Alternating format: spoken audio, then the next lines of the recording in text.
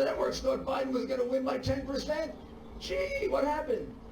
Come on, don't be ridiculous. Networks don't get to decide elections. Courts do. President Trump's attorney, Rudy Giuliani, Saturday scoffing at the notion the presidential contest went for Joe Biden, saying that networks don't get to decide elections. Fact check, true.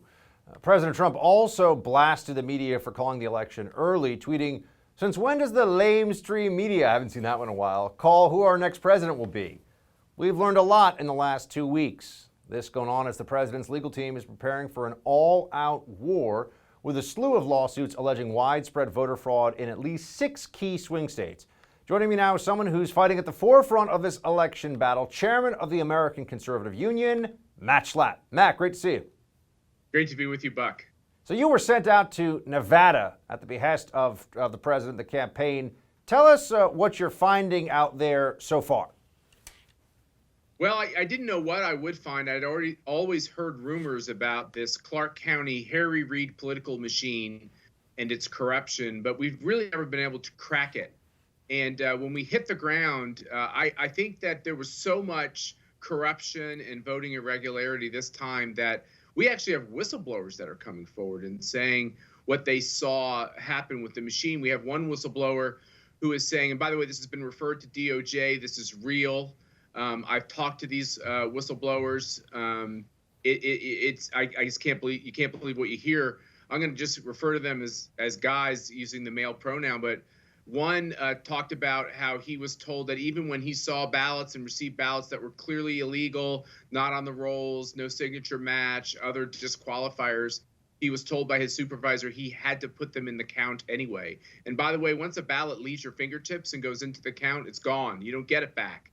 There's not some kind of serial number on it that he could have jotted down. So all these polluted ballots are in the count. We have another whistleblower who said over his lunch hour, he observed a van pull up at a precinct with tons of unopened ballots, baskets of them. And they literally sat there in the van on the side of the van, filling in the holes and then putting them in envelopes and then turning them into the precinct. When they noticed that this person was watching, they created a human shield around their little work area by the side of the van. This is just the stuff you read about in the third world. This should never happen anywhere. It should definitely not happen in America. What would the campaign like to see happen in Nevada specifically? What has to go on here for us to, I mean, you said that once a ballot, for example, gets entered into the count, not really able to track that down. So what can be done so that we find out who really won the state of Nevada, and are you confident it will be done? It's the right question. So like the dead people who voted in Nevada, we had a blind woman who went in to vote and somebody corruptly they had sent one of these mail-in ballots out into the world and someone voted for her, sent it in. And when she went in to vote, they said, you can't vote because someone already voted for you. And then we took this to court and the Obama appointed judge said, well, just pull her ballot back out. And the registrar said, well, you really can't. These are anonymous ballots. Once they get separated from the envelopes, we'll never be able to pull them back out of the system.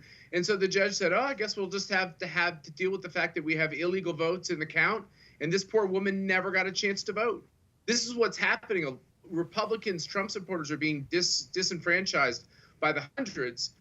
And Buck, you asked the right question. You can't get these tarnished, illegal, improper ballots back out of the count. So all we can do is amplify the numbers. We're up to over 9,000 examples of corrupt ballots that should never have been cast. I have a feeling I know who they voted for.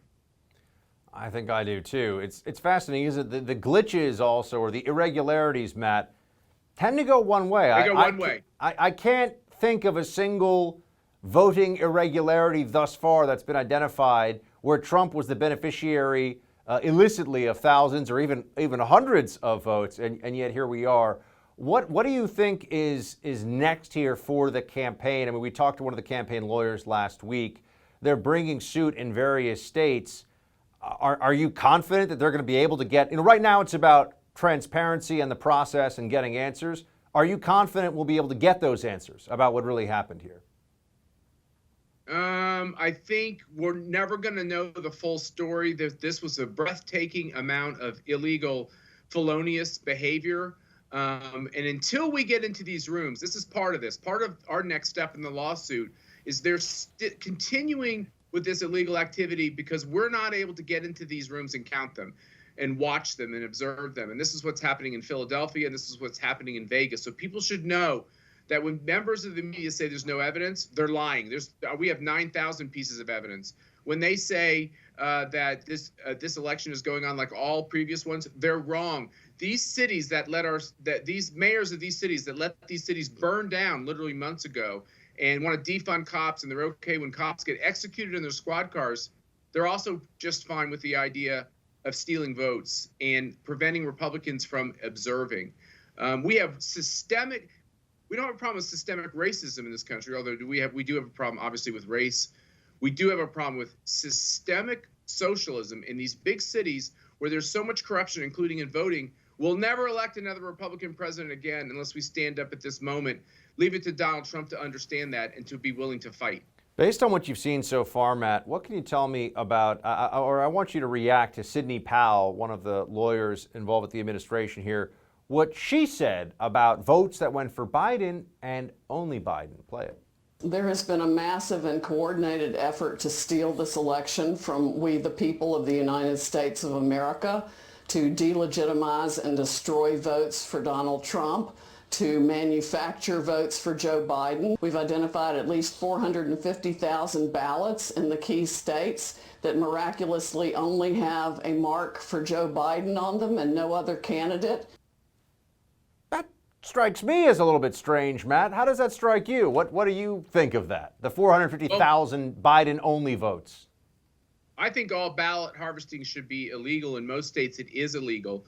But even when the law has made some aspects of it somewhat legal, the idea that you're doing something wrong, you're basically taking someone's ballot that they didn't intend to vote on, and you are going to vote on it. You're not going to spend a lot of time on that ballot, Buck, looking at all the the language and the propositions. You're going to quickly fill in the candidate you care about, and then you're going to move on.